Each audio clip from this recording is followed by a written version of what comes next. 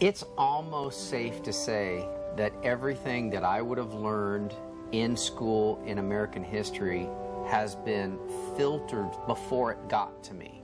And when did that start happening? American history has been filtered to remove religious and moral history, traditional values, patriotism. A lot of that is gone.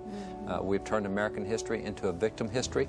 We start finding people that are victims that were mistreated, and that did happen.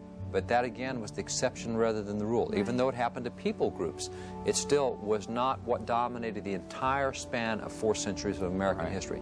What ended those atrocities were religious folks getting involved, were preachers getting involved, were churches getting involved. We don't talk about that. I guarantee you, in our American history textbooks, we will all learn about the Salem witch trials, where 21 were put to death by those religious Puritans in Massachusetts.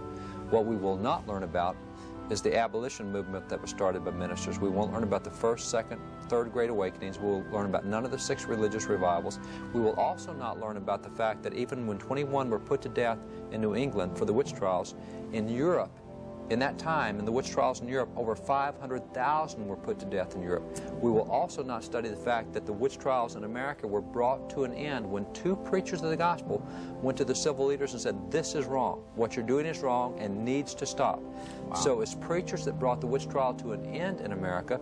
On top of that, the judge who was in charge of the witch trials went into church and repented openly and renounced what he had done and said, "I was misled, I misunderstood, this is not what God wanted."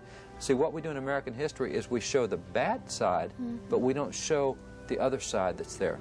And so what we've learned in American history is really a rewritten history. It's not reflective of what actually happened. Well, it is reflective of incidents that happened, but it's not reflective of the tone that happened, particularly when it comes to traditional religious and moral values, when it comes to elements of patriotism, when it comes to elements of inclusion, when it comes to black history.